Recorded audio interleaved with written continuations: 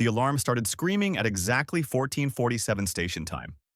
Daesung dropped his coffee mug and watched it shatter across the laboratory floor. All around him, screens flashed red. The lights flickered once, twice, then switched to emergency mode. Everything turned the color of blood. "What's happening?" Yuna shouted from across the room.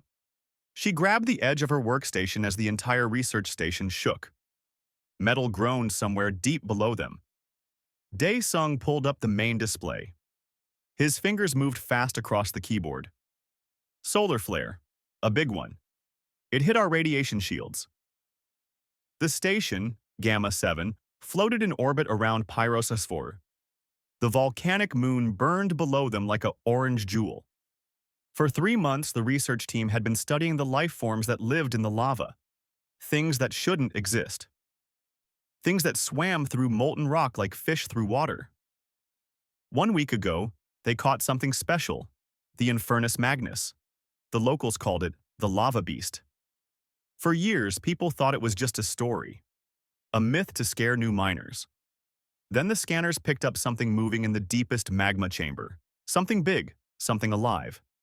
It took 48 hours to capture it. The creature fought like nothing Daesung had ever seen. It melted through 3 containment nets before they finally trapped it in a quantum field. The beast was beautiful and terrible. Its body glowed with inner fire. Molten rock dripped from its crystalline scales.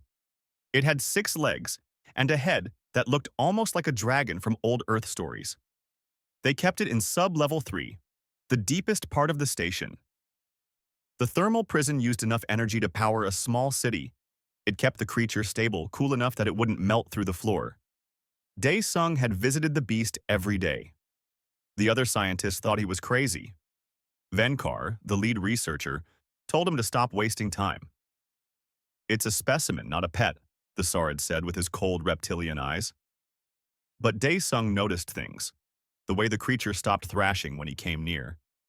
How it watched him with those bright orange eyes, like it was thinking, like it recognized something. "Daesung!" Yuna grabbed his arm. "The containment field. Look at the readings."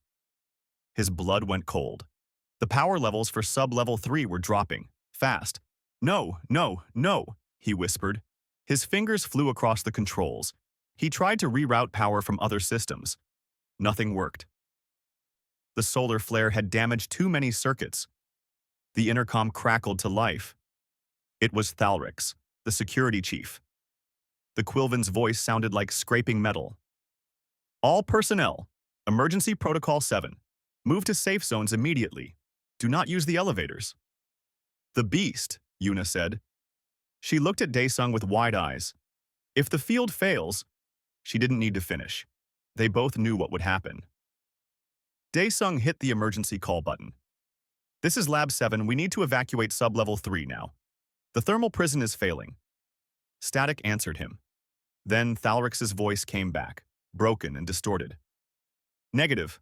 All teams maintain position. Radiation levels too high for movement." "But the creature!" The lights went out completely. For 3 seconds, Daesung stood in total darkness. He heard Yuna breathing beside him. Heard his own heart pounding in his ears. Emergency lights kicked in, dim and green. The screens rebooted slowly. Then he heard it. A sound like a mountain cracking open.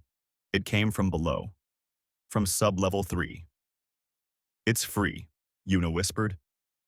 The intercom exploded with voices, screaming, the sound of weapons firing, then a roar that shook the entire station. It wasn't like any animal sound from Earth. It was deeper, older, the sound of living fire given voice, more screaming, then silence. Daesung pulled up the security cameras for sub-level 3. His hands shook as he cycled through the feeds. Most of them were dead, melted, but one camera still worked. He wished it didn't.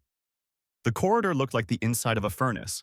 The walls glowed red-hot, and in the center of the frame, the lava beast moved. Its body had expanded now that it was free. Molten rock dripped from its scales and burned through the metal floor. It moved with terrible grace. 2 Quilvin guards lay on the ground. Their bodies were charred beyond recognition. "Close it," Yuna said. Her voice shook. I don't want to see. But Dae-sung kept watching. The creature moved down the hallway. It stopped at a junction and tilted its massive head, like it was listening. Then it turned and walked deeper into sub-level 3. It's hunting, Dae-sung said quietly. The intercom crackled again. All personnel in sections 7 through 12. Lockdown protocols are now active. Repeat, lockdown protocols are active. Yuna grabbed Dae-sung's arm. What does that mean? He knew exactly what it meant. The station's AI had sealed the blast doors. Standard procedure when a dangerous specimen escaped. It would contain the threat in one area, stop it from spreading. It also meant anyone still in that area was trapped. We need to get to the upper levels, Yuna said. She was already moving toward the door. Dae-sung followed her. They ran down the corridor. The emergency lights made everything look like a nightmare. Their footsteps echoed off the metal walls. They reached the main elevator shaft. The doors were sealed. A red light blinked above them. No! Yuna slammed her hand against the door. No, no, no! Dae-sung checked his datapad. The map showed their location. His stomach dropped. We're in Section 9. What? The lockdown. We're on the wrong side of it. Yuna stared at him. Her face went pale. We're trapped with that thing? Before he could answer, the floor beneath them shook. Not from the station moving. From something heavy walking nearby. They heard it coming. The sound of claws on metal. The hiss of superheated air. And that breathing. Deep and hot like a blast furnace. Run, Dae-sung said. They sprinted down the corridor. Behind them, the temperature spiked. Dae-sung felt the heat on his back, smelled burning plastic. The walls started to glow. They burst into the observation lab and slammed the door shut. Yuna hit the lock. The door was reinforced steel, designed to hold against decompression. Maybe it would slow the creature down. 3 other people were already in the lab. Thalric stood near the window, his insect-like body tense. A young Quilvan named Zikthar huddled in the corner. And Rixal, a Saurid technician, worked frantically at a control panel. The door won't hold, Thalric said. He checked his weapon, a plasma rifle. We need another way out. There isn't one, Rixal said without looking up. I've checked every schematic. This section is sealed. The door began to glow. They could see the metal changing color. Orange, then yellow, then white. It's melting through, Zikthar whimpered. Dae-sung moved to the window. It looked down into sub-level 3. He could see the thermal prison from here. The quantum field generators were dark and dead. The prison chamber stood empty. Movement caught his eye. The lava beast emerged from a doorway far below. It moved through the corridor with purpose. Dae-sung watched it corner something.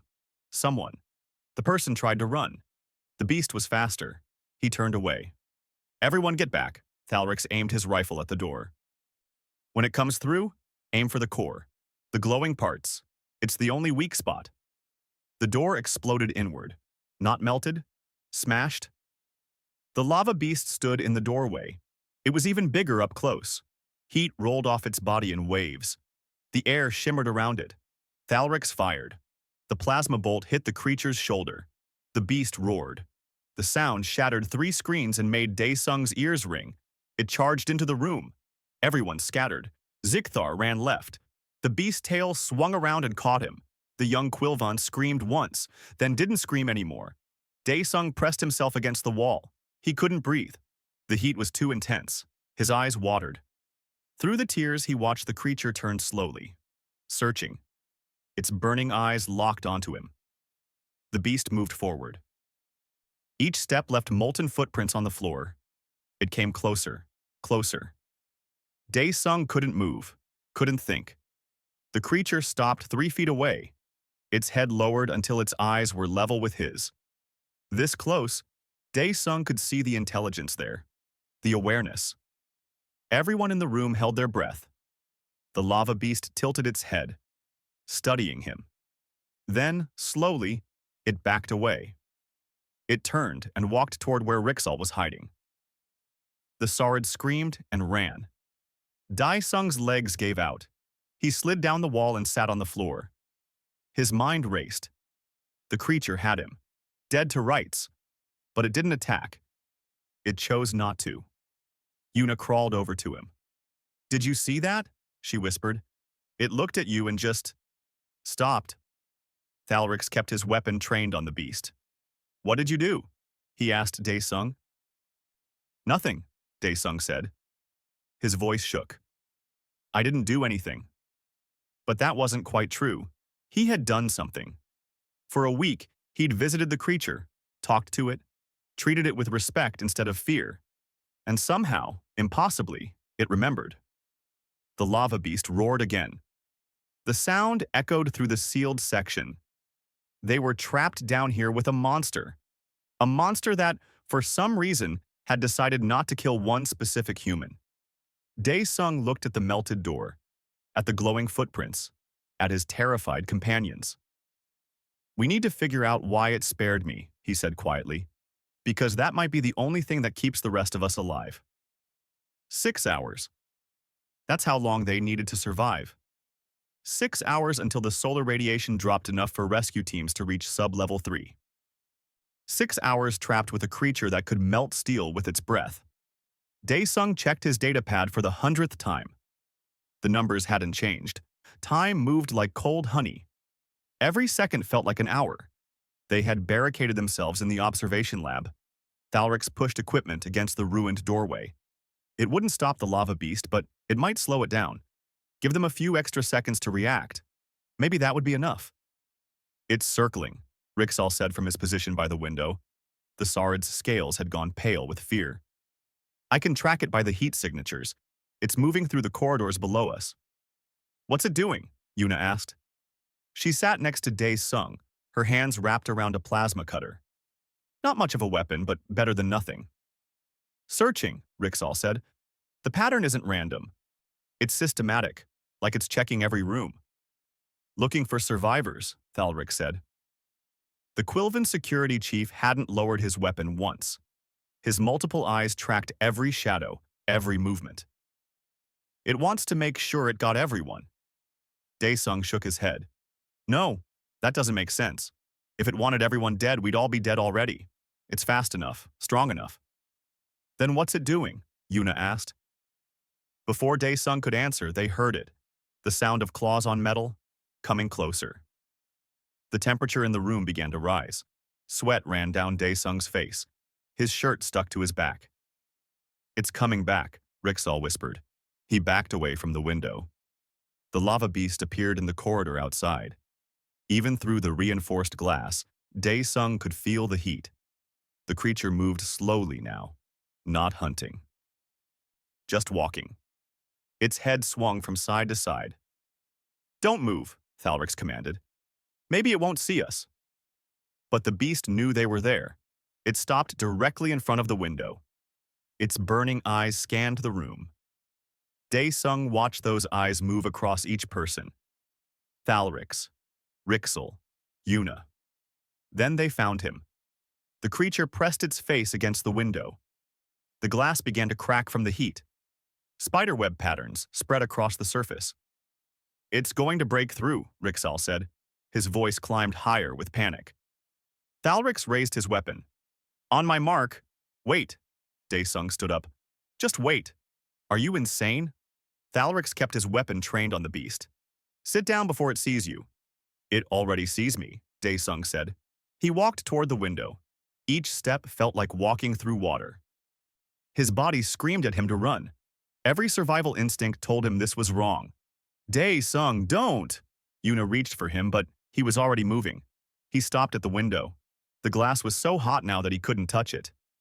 But he stood there, facing the creature. This close, he could see details. The way its scales overlapped. How molten rock flowed between the crystal plates like blood. The intelligence in those burning eyes. "I know you can hear me," Dae-sung said quietly. "I don't know if you understand, but you spared me before. You could have killed me, and you didn't." The beast tilted its head. The same gesture it made before. Behind him, he heard Rixall whisper, "He's talking to it. He's actually talking to it." "What's it doing?" Thalrix asked. "Listening," Una said. There was wonder in her voice. I think it's actually listening. The creature made a sound. Not a roar this time. Something lower. It rumbled in Dae-sung's chest like distant thunder. Then the beast backed away from the window. It turned and walked down the corridor, away from them. Dae-sung let out a breath he didn't know he was holding. His legs shook. He sat down hard on the floor. What just happened? Rixall asked.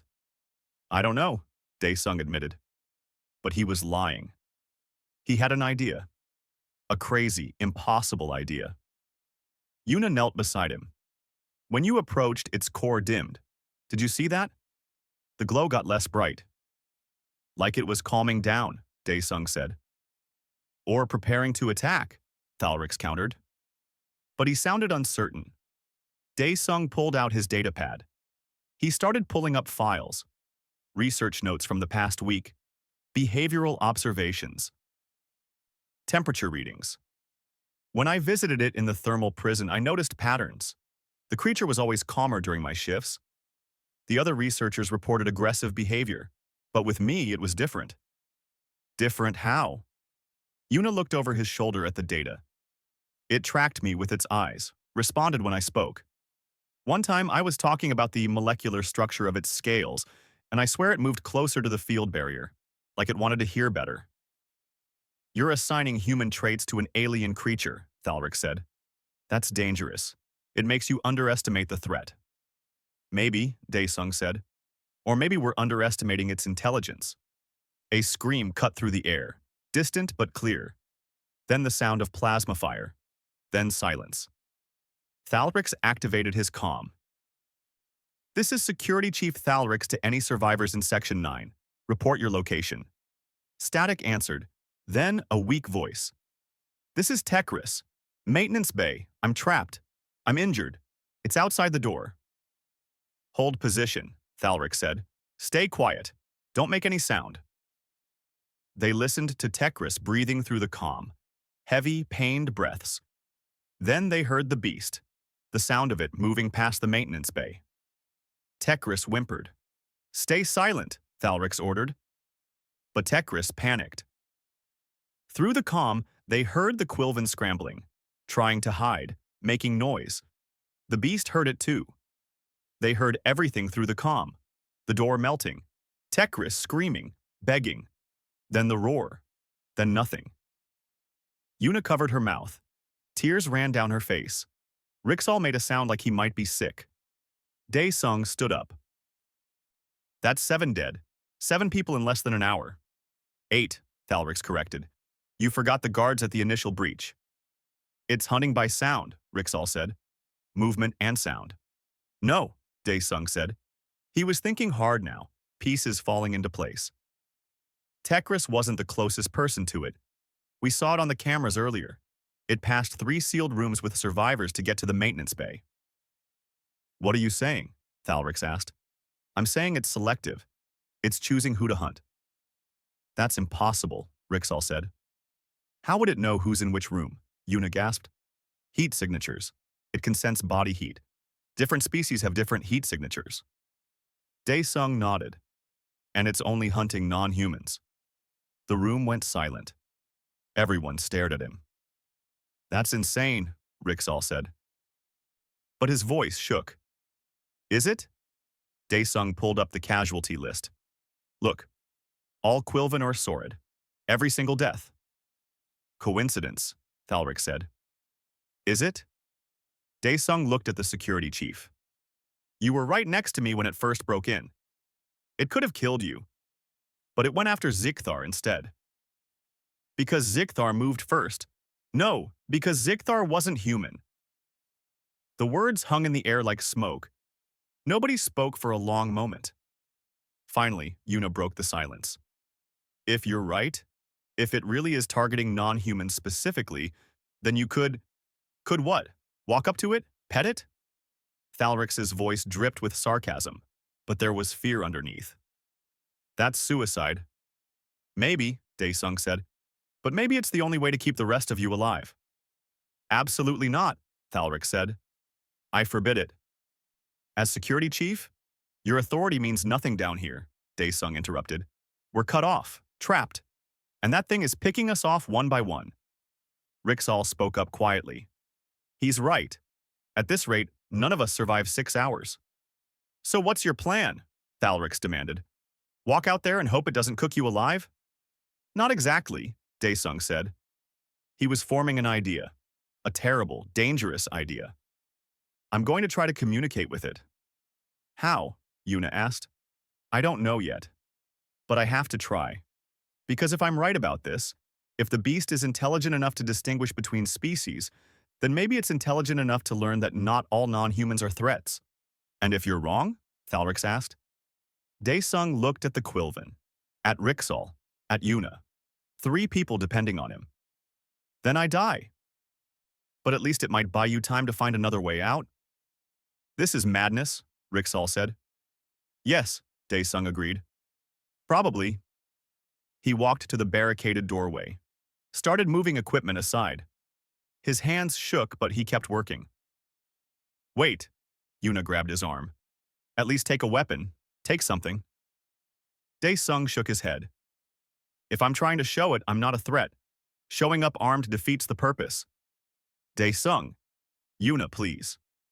He looked at her. His friend. They'd worked together for 2 years, been through 3 research missions. This is the only way. She let go of his arm. Tears filled her eyes, but she didn't argue. Thalrix stepped forward. If you're doing this, at least take a comm unit. Stay in contact. Daesung nodded. He took the small communicator and clipped it to his collar. If something happens, seal this room. Don't open it no matter what you hear. Daesung, Yuna started. Promise me. I promise. He finished clearing the doorway. The corridor beyond glowed with residual heat. The walls were scorched black. Molten metal had dripped and cooled in strange patterns. 5 hours and 47 minutes until rescue, Thalrix said. His voice was softer now. Don't die before then. Daesung managed a weak smile. I'll try not to. He stepped through the doorway, into the corridor, into the heat. Behind him, he heard Yuna whisper something, a prayer maybe, or goodbye. The lava beast was somewhere in this maze of corridors, hunting, waiting. Daesung started walking. His footsteps echoed in the empty hallway. He didn't try to be quiet. He wanted it to hear him coming. I'm here, he said aloud. His voice sounded small in the darkness. I know you can sense me. I'm coming to you. I'm not afraid. That was a lie. He was terrified, but he kept walking anyway. Around a corner, down a long stretch of corridor, past rooms where people had died. He didn't look inside. Then he saw it. At the far end of the hall. The lava beast stood waiting. Like it knew he would come. Like it had been expecting him. Daesung stopped walking. The creature stared at him. He stared back. Okay, he whispered. Let's see if you remember. He raised his hands, palms out, empty, non-threatening. Then he walked forward, toward the beast, toward the fire. The creature didn't move. It watched him approach. Step by step, closer, closer. I'm not your enemy, Daesung said. I don't know if you understand that, but I'm trying to help, all of us. Including you. He was close enough now to feel the heat radiating from its body, close enough to see the molten rock flowing beneath its scales, close enough to die in a heartbeat. The beast lowered its head, slowly, carefully. Those burning eyes never left his face. Daesung reached out. His hand trembled. He touched the creature's face. The crystal was hot but not burning. The beast was controlling its temperature, keeping itself cool enough not to hurt him. You do remember, Daesung whispered. Don't you? The creature made that rumbling sound again, deep and resonant. And in that sound, Daesung heard something he hadn't expected. Recognition, understanding, and maybe, just maybe, hope. Daesung's hand rested on the creature's face. The crystal felt warm beneath his palm. Alive. He could feel vibrations running through it. Like a heartbeat, but different, slower, deeper. Dae-sung, report? Thalrix's voice crackled through the comm. What's your status? I'm alive, Dae-sung said softly. He didn't take his eyes off the beast. I'm touching it. Silence on the other end. Then Yuna's voice, shaky with disbelief. You're what? It's not attacking, it's just watching me. Get away from it, Thalrix ordered. Slowly back away and return to the lab. No, not yet. I need to try something. Dae-sung pulled out his datapad with his free hand. He kept the other on the creature's face. When he moved, the beast's eyes tracked his movement, but it didn't react violently. Just curious. Alert. He opened his research files, started recording the sounds the creature made. That deep rumbling. He'd heard it 3 times now, each time slightly different. Like variations on a theme. Yuna, are you seeing this? He angled his datapad so the camera could capture the creature's face. Yes, she said. I'm recording everything from my end. Run an analysis on the vocalizations. Check for patterns, mathematical structures, anything that might indicate communication. You think it's trying to talk to you? Maybe. Or maybe I'm hoping too hard. But something is happening here. The beast made that sound again. Dae-sung felt it in his chest, felt it in his bones. He closed his eyes and just listened. The sound had layers to it. Harmonics. It wasn't random noise, it was structured. Dae-sung, Yuna's voice came back. I'm getting something. The vocalizations have a repeating pattern. It's using specific frequencies in specific orders. Like language, like mathematics, prime numbers. The sequence appears in the harmonic intervals. Dae-sung opened his eyes. The creature was still watching him. You're trying to tell me something, aren't you? The beast tilted its head. That familiar gesture. Then it did something new. It lowered itself to the ground, lying down, making itself smaller, less threatening. It's submitting, Thalrix said through the comm. Or preparing to strike. Be careful. But Dae-sung didn't think it was either. The creature was making itself comfortable, like it planned to stay a while. I'm going to sit down, Dae-sung said. I'm going to stay here with it. Absolutely not, Thalrix said. Return to the lab immediately. With respect, Chief, I'm not under your command right now. I'm a scientist making contact with an intelligent species. It's a dangerous specimen. It's a person, Dae-sung interrupted. Or close enough. And I need to understand why it recognizes humans. He sat down on the hot floor. The metal burned through his pants, but he ignored it. The creature shifted slightly, adjusting its position. They sat facing each other in the empty corridor. Dae-sung started talking. He didn't know if the creature understood words, but maybe tone mattered. Intent. I'm going to tell you a story about my species, about humans. Maybe you already know it somehow, but I need to understand how. He pulled up historical files on his datapad. 50 years ago, Earthships first came to this system. They found Pyros 4, found life here that shouldn't exist by any rules we knew. Life in the lava. In the fire. The creature's eyes seemed to brighten. Or maybe that was just wishful thinking. The first contact team included a xenobiologist named Ji-won. She studied your kind. Not to harm. Just to learn. To understand. She filled reports about incredible things. Cities in the magma. Social structures. Intelligence. Dae-sung found the file he was looking for. An image. He turned his datapad to show the creature. Is this you? Your species? The image showed a lava beast swimming through molten rock. The photo was grainy and old, but clear enough. The creature leaned forward. Its eyes focused on the screen. Then it made a new sound. Higher pitched. Almost like a question. Yes, Dae-sung said. This is from 50 years ago, from the first human expedition. The beast made another sound. That rumbling again, but more intense. The walls vibrated. The analysis is going crazy, Yuna said through the comm. The patterns are getting more complex. Dae-sung, I think it's getting excited. About what? About the image. About the past. I don't know how, but I think it remembers. Dae-sung scrolled through more files. Found another image. This one showed Ji-won in her protective suit. She stood near a lava flow, and in the background, barely visible, a lava beast watched her. The creature before him went very still. Its core brightened. The temperature in the corridor spiked. Dae-sung, get out of there, Thalrix warned. Its temperature is rising. But Dae-sung didn't move. He kept the image on his screen.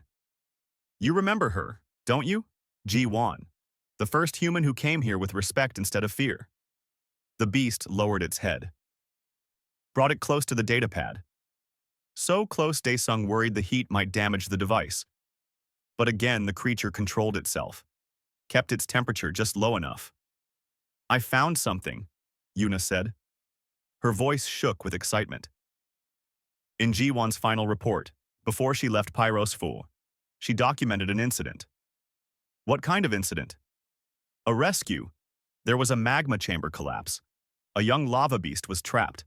The mining operation was going to leave it. Said it wasn't their problem. But Ji-won convinced them to help. They used equipment to dig through the cooled rock. It took 2 days, but they freed it. Dae-sung looked at the creature. Was that you? Or someone you knew? The beast made a new sound. This one was different from all the others. Softer. Sadder. It resonated in a different frequency.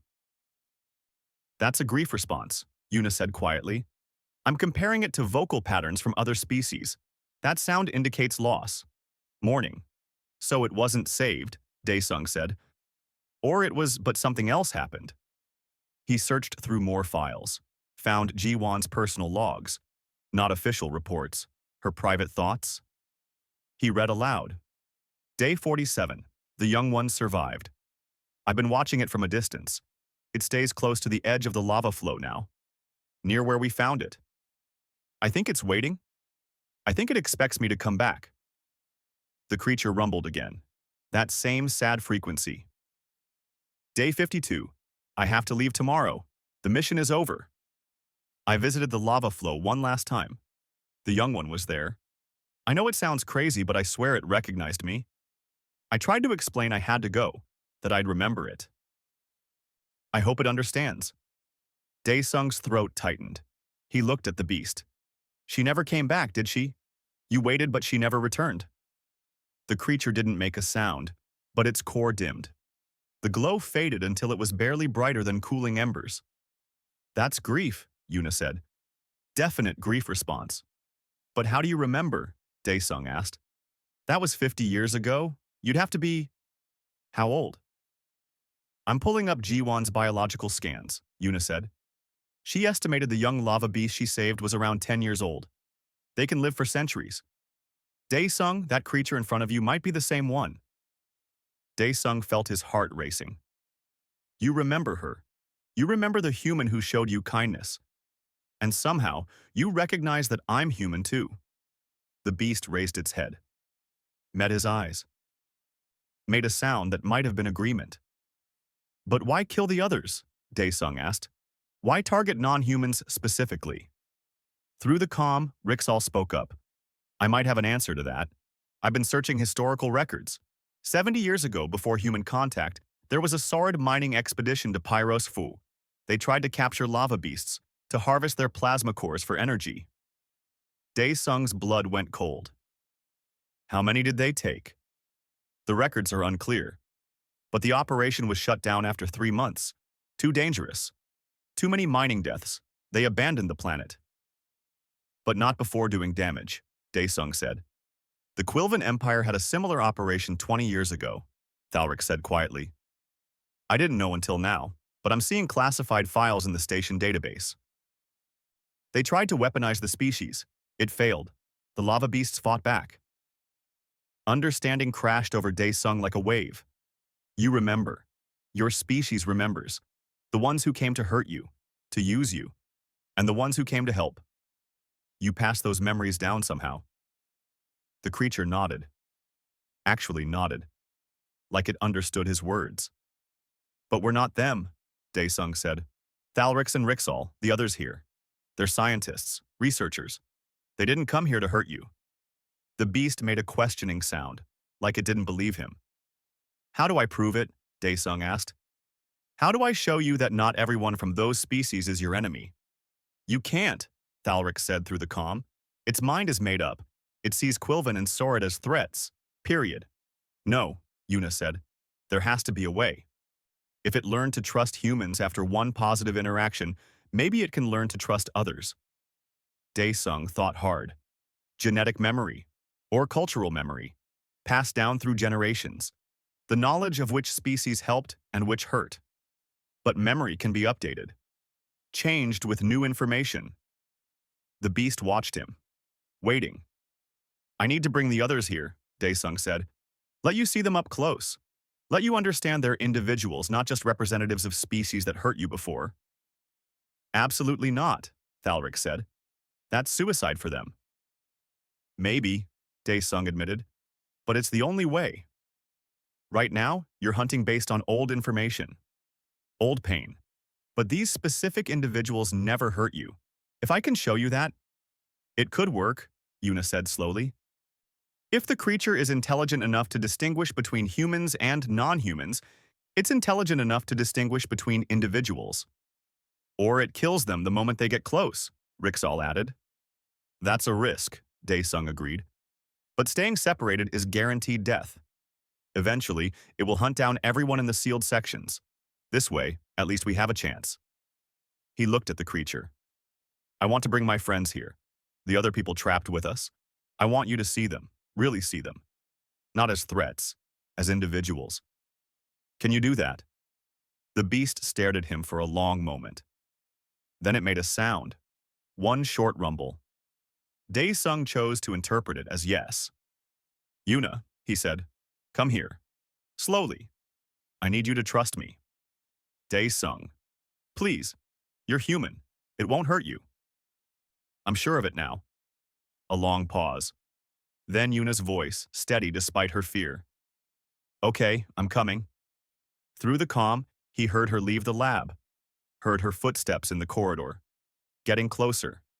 She appeared around the corner, saw the beast. Froze. Keep walking, Daesung said calmly. Don't run. Don't show fear. Just walk toward me. Una took a step, then another. The creature's head swiveled to watch her. Its core brightened slightly. But it didn't move. Didn't attack. That's it, Daesung encouraged. You're doing great. Una reached them. Stood beside Daesung. She was shaking, but she stood her ground. See? Daesung said to the beast. Another human. She means you no harm. The creature leaned forward, sniffed at Una. Its breath was hot enough to make her hair blow back. But it didn't hurt her. Oh my God, Una whispered. It's real. This is really happening.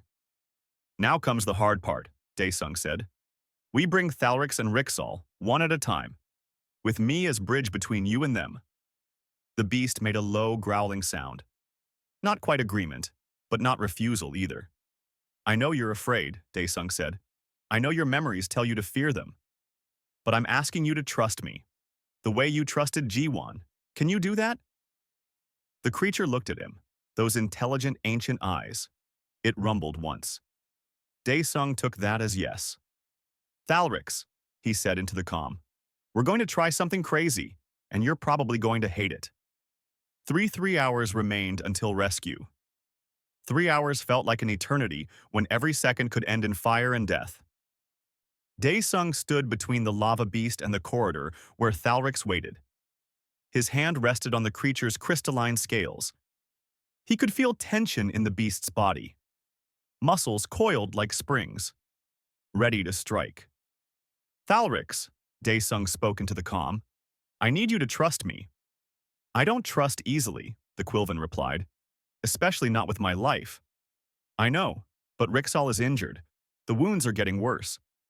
Una checked him remotely. He needs medical treatment soon or he'll die anyway. Silence on the other end.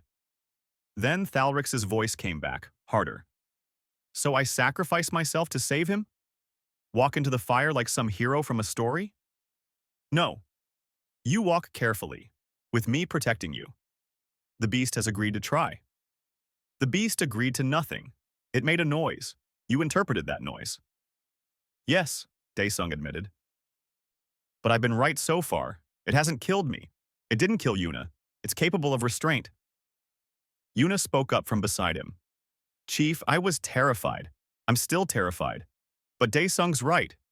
This creature is intelligent. It's making choices. We can work with that. Another pause. Daesung heard Thalrix talking to someone in the background. Probably Rixal, discussing options, weighing survival odds. Finally, tell me the plan. Walk slowly down the corridor. Keep your weapon holstered. Don't make sudden movements. Stop 10 feet away from us. I'll maintain contact with the beast the whole time. As long as I'm touching it, as long as it feels I'm not threatened, I think it will stay calm. You think? Yes, I think. That's all I have. More silence. Then footsteps. Thalrix appeared around the corner. The Quilvan security chief looked smaller somehow. Vulnerable. His multiple eyes were wide. His weapon stayed in its holster, but his hand hovered near it. The lava beast reacted immediately. Its core flared bright. Heat rolled off its body in waves. The temperature in the corridor jumped 20 degrees in seconds. It's okay, Daesung said quickly. He pressed his hand firmer against the beast's scales. Look at me. Not him. Look at me. The creature's eyes snapped to Daesung. He held that gaze. Didn't look away. He's not a threat, Daesung said. He's afraid, just like you're afraid. Fear doesn't make him an enemy. The beast growled, a low, dangerous sound. Thalrix stopped moving. This was a mistake. Don't run, Daesung commanded. Don't move at all. Just stand there. It's going to kill me. No, it's not. Because I won't let it. Daesung stepped forward, moved between Thalrix and the beast, his back to the creature, fully exposed, vulnerable. What are you doing? Yuna hissed. Showing it I trust Thalrix, and showing it that I trust it not to hurt me. The beast made a confused sound. Its head tilted. It tried to move around Daesung to see Thalrix better, but Daesung shifted to block its view. No, he said firmly. You want to hurt him? You go through me first. The creature stopped moving, stared at him. Daesung saw something in those burning eyes. Conflict. The animal instinct to destroy a threat. And something else. Something that remembered kindness from a human named Jiwan 50 years ago. The moment stretched. Thalrix barely breathed. Yuna stood frozen. The only sound was the crackle of cooling metal and the deep rumble of the beast's core. Then the creature sat down, lowered itself to the floor. Its core dimmed slightly. It's calming down, Yuna whispered. Look at the temperature readings. Dropping. Daesung let out a shaky breath. Thalrix, come forward. Slowly. Stop next to me. You're insane. Probably, but I'm alive, so far. Thalrix moved. Each step looked painful, like walking through deep water. He reached Daesung and stopped. The Quilvan was shaking. All four of his arms trembled. Now what? Thalrix asked. Now we wait. Let it get used to you being close. Let it see you're not attacking. They stood there. Human, Quilvan, and lava beast. An unlikely trio in a corridor designed for science, now stained with death and heat. The beast watched Thalrix carefully. Its eyes never left the Quilvan, but it didn't attack, didn't move, just watched. Talk to it, Daesung said quietly. What? Talk. Let it hear your voice, learn your patterns. It's intelligent, it can learn. This is ridiculous. Do it anyway. Thalrix made a clicking sound, part of Quilvan communication. Then he spoke in standard language. I am Thalrix, Security Chief of Gamma 7 Research Station. I mean you no harm. The beast tilted its head. My people did wrong things on your world, Thalrix continued. His voice was stiff, formal. I did not do them. I did not know about them. But they were wrong. I acknowledge that. Something changed in the creature's posture.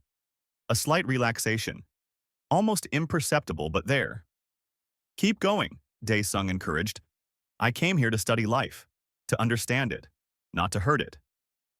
Not to use it. Thalrix paused. When he spoke again, his voice was softer. I have killed today. In defense. in fear. But I take no joy in it. I want to live. I want my crew to live. I want you to live. The beast made a sound, different from before, quieter. Is it working? Thalrix asked. I think so, Daesung said. I think it's listening, really listening. Then let me say this, Thalrix straightened. Despite his fear, he found dignity. I am sorry for what my people did, for what I thought about you. I called you a specimen, a thing. I was wrong. You are a person. You deserve respect. The beast stood up slowly. Thalrix tensed but didn't move. The creature walked forward, closer. Daesung stayed between them, but the beast was so much larger. It could reach over him easily. The beast lowered its head, brought its face close to Thalrix. The Quillvan's eyes were huge, terrified, but he didn't run. The creature sniffed him, breathed hot air across his chitinous skin. Then it made a sound. One short rumble, and backed away. What just happened? Thalrix asked. His voice shook. I think, Daesung said slowly, it accepted you. Yuna laughed, high and slightly hysterical. This is insane. This whole thing is insane. We're not done yet, Daesung reminded them. Rixal still needs help, and he's Saurid, the species that tried to harvest the lava beasts. That will be harder, Thalrix said. Much harder. Then we better prepare carefully. They spent the next 20 minutes planning. Daesung used his datapad to pull up more historical records, found images of the mining operation, the cages they used, the processing equipment.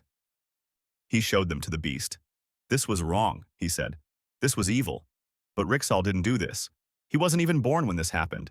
His people did it, not him personally. The creature's core flared at the images. Anger, old pain. I know, Daesung said. I know it hurts, but he's innocent of these crimes. Just like I'm innocent of what some humans have done. We judge individuals, not whole species. That's what separates intelligence from instinct. He didn't know if the beast understood all that, but he hoped it understood some of it. Finally, they called Rixal on the comm. We're ready. Come slowly. Keep talking. Let it hear your voice before it sees you. Rixal appeared at the end of the corridor. The Saurid was limping. Blood stained his side where shrapnel had caught him during the initial breach. He looked pale even for his species. The lava beast saw him and roared. The sound shook dust from the ceiling. Heat erupted from its body. The walls began to glow red. No! Daesung pressed both hands against the creature. No! He's hurt! He's no threat! But the beast was moving, pushing forward, its instincts screaming at it to destroy this representative of the species that had tortured its kind. Daesung did the only thing he could think of. He wrapped his arms around the creature's neck, held on. Please, please listen to me. He's my friend. He's a good person. Don't do this. The beast tried to shake him off, but Daesung held tight. The heat was unbearable. His clothes started smoking, his skin burned, but he didn't let go.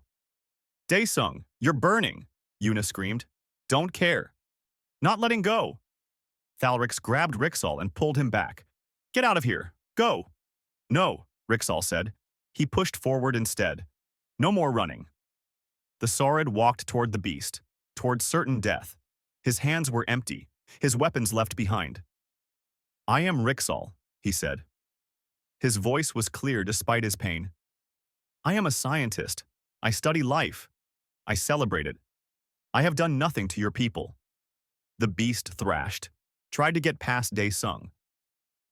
But Daesung held on. He could smell his own skin burning, could feel blisters forming, but he held on. My ancestors were cruel, Rixal continued. He was crying now. Tears ran down his scaled face. They did terrible things. I carry that shame. I will carry it forever, but I am not them. I am just Rixal. I am trying to be better than they were. The beast stilled, just for a moment. Long enough for Daesung to gasp out, He means it. He's telling the truth. Can't you feel it? The creature looked at Rixal. Really looked. Daesung felt the change in its body. the tension draining away, the heat dimming. I'm sorry, Rixall said. For what they did, for the pain they caused, I'm sorry. The beast made a sound. That grief frequency again. Una was right. It was mourning. Mourning the ones lost to the sordid mining operation decades ago. Rixall understood somehow. I cannot bring them back. I cannot undo what was done. But I can promise you this. I will never hurt your kind. I will spend my life making sure no one else does either. The creature lowered its head. The fight went out of it. It stood there, trembling. And Daesung realized it wasn't from rage. It was from exhaustion. From carrying old pain for so long. Let it go, he whispered. Let the anger go. Not for them, for you. So you can be free. The beast made a sound, soft and low. Almost like a whimper. Daesung loosened his grip, slid down to the floor. His burned hands screamed in protest. Una rushed to him with medical supplies. Rixall approached the beast, slowly, carefully. He reached out one scaled hand. May I? The creature didn't move, didn't react. Rixall touched its side, just a brief contact, a moment of connection. Thank you, the Saurid said, quietly. The beast pulled away, walked down the corridor, away from them. It stopped at the far end and lay down, curled up like it was sleeping. Its core dimmed until it was barely glowing. Is it dying? Una asked while she treated Daesung's burns. No, Daesung said. He winced as she applied burn gel. It's resting, letting go of something it's carried for too long. Thalrix helped Rixall sit down, started treating the Saurid's wounds. We did it. We actually did it. How much time left? Daesung asked. Una checked her datapad. 97 minutes. We can make it, Daesung said. We're going to make it. The four of them sat in that corridor. Human, Quilvan, Saurid, united by survival, changed by understanding. And down the hall, the lava beast rested. For the first time in decades, perhaps, not dreaming of vengeance. The sound of cutting equipment echoed through the sealed section. Rescue teams were burning through the blast doors. 43 minutes ahead of schedule. Someone up there must have found a way to boost the radiation shields. Daesung sat with his back against the wall. His hands were wrapped in medical gel bandages. The burns throbbed with every heartbeat, but Una said they would heal. No permanent damage. He'd been lucky. The lava beast still lay at the end of the corridor, sleeping or just resting. Its core glowed softly, peacefully. No longer the raging inferno that had torn through sub-level 3 hours ago. They're going to kill it, Rixall said quietly. The Saurid sat nearby, his own wounds treated and bandaged. When they break through, the first thing they'll do is neutralize the threat. We won't let them, Thalrix said. He stood near the blast door, weapon ready. It showed mercy. We owe it the same. You'll go against direct orders? Rixall asked. If I have to. Una finished checking Daesung's vital signs. Your blood pressure is still elevated but stable. You need proper medical treatment soon. Later, Daesung said. First we make sure they don't hurt it. The cutting sounds grew louder. Sparks flew from the blast door, bright orange against the dim emergency lighting. The metal was weakening. Minutes now. Maybe less. Daesung stood up. His legs shook but held. He walked toward the lava beast. The others watched him go.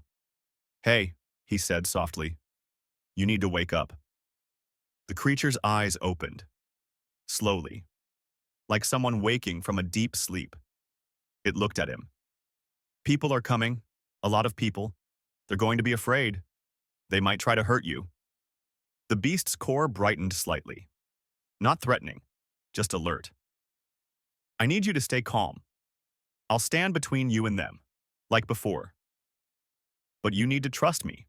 Can you do that? The creature made that rumbling sound. The one Daesung had started to think of as agreement. Good. Whatever happens, don't attack first, please. A section of the blast door fell inward with a crash. Light flooded through the gap.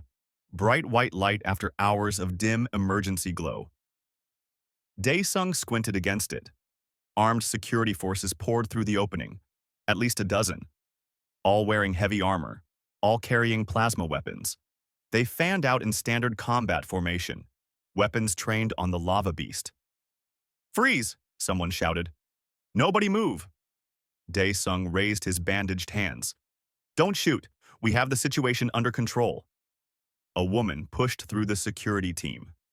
Human, late 40s, Commander Heywan. She ran Gamma 7 Station. Her face was hard as stone. Daesung, she looked him over, saw the burns, the exhaustion. "What happened down here?" "It's complicated," he said. 8 people are dead. That's not complicated. That's a massacre. It's not that simple. Stand aside. We're putting that creature down before it kills anyone else. No. Daesung didn't move. "You can't. That's an order, Doctor. With respect, Commander, I refuse." Heywan's eyes went cold.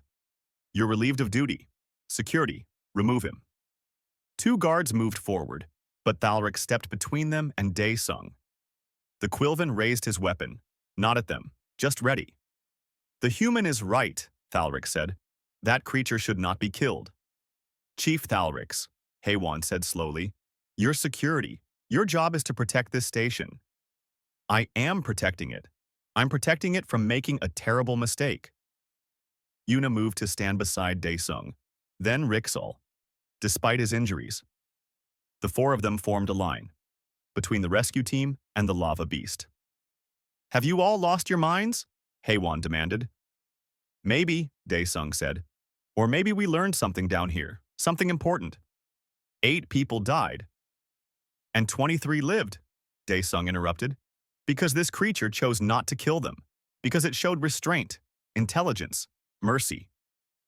It's a dangerous specimen. It's a person." Daesung's voice cracked. "It's intelligent. It communicates. It makes choices. It feels grief and anger and hope. We can't kill it just because we're afraid." Heywan studied him, then looked at the others. Thalric standing firm. Yuna with tears in her eyes but determined. Rixal leaning on the wall for support but refusing to move. "Explain," the commander said finally. "You have 2 minutes." Daesung talked fast.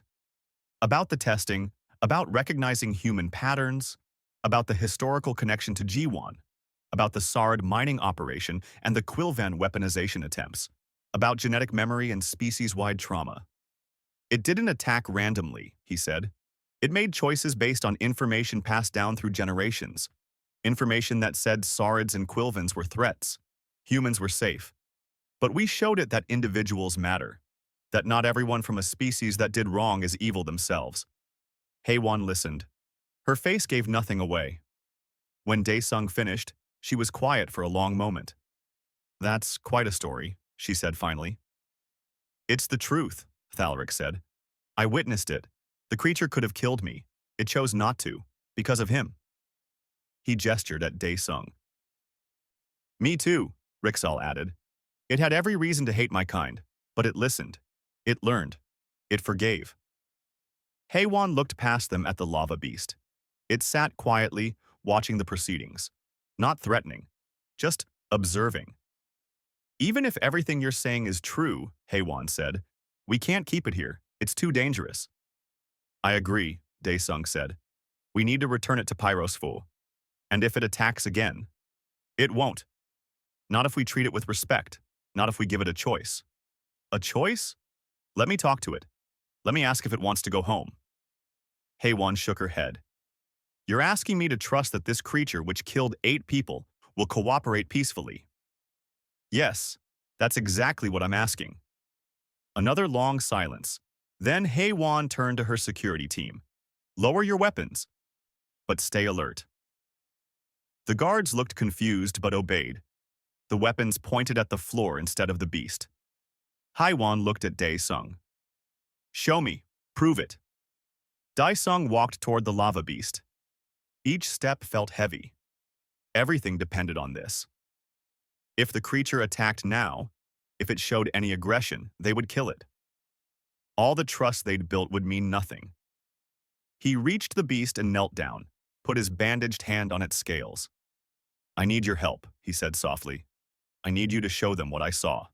That you're not a monster. That you can be trusted." The creature looked at him with those burning orange eyes. "Will you come with me? Peacefully? Let us take you home?" The beast stood up. Heywan tensed. The security team raised their weapons halfway, but Daesung didn't flinch. The creature walked forward. Slowly. It passed Daesung, walked toward the rescue team, toward Commander Heywan. Everyone held their breath.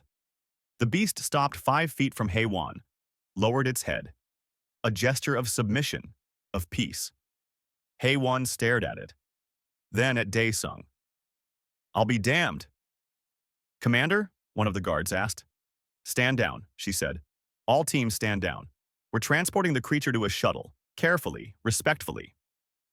Relief washed over Daesung so strongly he almost fell. Yuna caught his arm. "You did it," she whispered. "We did it," he corrected. The next 2 hours were chaos. Medical teams arrived for the survivors. Engineering crews started repairs on Sub-Level 3, and a specialized transport team worked on creating a safe way to move the lava beast. Daesung sat in the medical bay while a doctor treated his burns properly. Through the window, he could see the transport shuttle being prepared. The beast would travel in a modified cargo hold, temperature-controlled, comfortable. Commander Heywan came to see him. "The Galactic Science Council wants a full report." "I'll write one." They're already talking about new protocols, revised policies for dealing with intelligent non-standard life forms. "Good. It's about time." Heywan sat down beside him. "What you did down there was reckless, dangerous. By all rights, I should censure you. But you saved lives, and you made first contact with a species we thought was just animals. So instead, you're getting a commendation, and probably a promotion you don't want." Daesung smiled despite his exhaustion. "You're right. I don't want it." "Too bad. Take it anyway." She stood to leave, then paused. "For what it's worth, Doctor. What you said about G1. I looked her up. She died 6 years ago. Cancer. But in her will, she left instructions. If anyone ever made peaceful contact with the lava beasts, they were to be told something." "What?" "She never forgot them either. She tried to go back, wrote proposals, applied for funding. But by then the system was restricted. Military control. She couldn't get clearance. It broke her heart." Daesung felt tears burn his eyes. Did she know they remembered her? She hoped they did. She wrote in her journal about it. About the young one she saved. She named it, you know. In her private notes. What name? Flamekeeper. She called it Flamekeeper. Because it carried the memory of that kindness like a flame in the dark. Daesung looked out the window at the transport shuttle. At the creature visible through the bay doors. Flamekeeper. It fit. "She would be proud," Heywan said quietly, "of what you did, of what it became." 3 days later, Daesung stood on the observation deck of a transport ship. Below, Pyros 4 glowed like a jewel. Lava flows carved bright orange lines across the dark surface. The cargo bay doors opened. The lava beast emerged, no longer restrained. Free. It stood at the edge of the bay, looking down at its home world. Daesung spoke through the comm. "It's time to go home, Flamekeeper." The beast turned its head, looked back at him one last time, made that rumbling sound. But this time Daesung understood it. Not through technology or analysis, through something deeper. "Thank you." Then the creature dove, fell through the atmosphere like a meteor, fire wrapped around its body. It fell toward the lava flows below, toward the magma chambers where its kind lived. Yuna stood beside Daesung. "Do you think it will tell the others? About what happened?" "I think it already is. Genetic memory, remember? This experience will be passed down. The story of humans who kept their promise, who showed kindness even when it was dangerous. Like G1. Like G1. They watched the sensors, watched the lava beast splash into a lava flow, disappear beneath the glowing surface. Then, moments later, other heat signatures appeared. Dozens of them. Lava beasts emerging to greet the returned one. "They're celebrating," Yuna said. "They're remembering," Daesung corrected. "Remembering that not all outsiders come to hurt them. That some come to learn, to respect, to help." The transport ship pulled away from Pyros 4. Back toward Gamma 7 Station. Back to the normal world of research and reports and regulations. But Daesung knew nothing would be normal again. Word was spreading through the galaxy. About the station that captured a lava beast. About the human who befriended it. About the species that remembered kindness across generations. 6 months later, Daesung received a message. From a remote sensor array orbiting Pyros 4. The scientists monitoring the moon had detected something unusual. A pattern in the lava flows. Geometric. Deliberate. It was a message, written in cooled rock on the surface, visible from space. It took 3 days to translate the pattern using mathematical principles. The message was simple. 2 words that changed everything. "We remember." Daesung stood in his new lab, larger now, better funded. He had a team. Resources. Permission to study Pyros 4 without interference. On his wall, he had 2 pictures. One showed Ji-won in her protective suit, standing near a lava flow 50 years ago. The other showed Daesung in sub-level 3, his hand on Flamekeeper's scales. 2 humans. 2 moments of connection, 50 years apart. But the same message delivered across time. Kindness matters. Respect matters. Understanding matters. The lava beasts remembered. And they would remember for generations to come. Not with hatred, not with fear, with gratitude. Thalrix came to visit. The Quilvan brought news. The council approved it. No more experiments on Pyrosfer, no mining, no military operations. The moon is protected territory now. "Good," Daesung said. "They're calling it the Ji-won Accords." Seemed fitting. "It is." Thalrix studied the pictures on the wall. "My people are ashamed of what we tried to do to them. Don't be ashamed. Learn from it. Do better. We're trying. Rixall too. His people. Everyone's trying." That's all anyone can do. Yuna joined them, carrying datapads. New readings from Pyros 4. The lava beast population is growing, thriving. They're expanding their territory. "Because they feel safe," Daesung said. "Because someone showed them mercy," Yuna corrected. "Someone chose understanding over fear." Daesung looked at his friends. Human, Quilvan, and in the doorway, Rixall the Sword. 3 species that almost destroyed each other. United now by shared experience. "It's not just about them," he said. "It's about us too. We learned something in that locked section. That our differences don't have to divide us. That fear can be overcome. That even the deepest wounds can heal if we're willing to try." "So what now?" Thalrix asked. Daesung smiled. "Now we keep trying, keep learning, keep building bridges instead of walls. Because somewhere out there, other species are watching. Other beings are deciding if the galaxy is a place of fear or hope." "And what do we show them?" Yuna asked. "We show them what Ji-won showed Flamekeeper 50 years ago. What I tried to show it in that corridor. What all of us showed each other. Which is? That kindness echoes. That mercy ripples through time. That one act of compassion can change the course of history." He looked at the picture of Flamekeeper. At those burning orange eyes. At the intelligence and understanding there. "We show them that when you're locked in with a monster, sometimes the bravest thing you can do is refuse to see it as a monster. See it as a person, a life, a being worthy of respect. And if we're lucky," Rixall added from the doorway, "it sees us the same way." Outside the window, space stretched infinite and dark. But somewhere in that darkness, on a volcanic moon, lava beasts swam through molten rock, living their lives, raising their young, passing down stories. Stories of humans, of kindness, of hope. The flame that Ji-won lit 50 years ago still burned.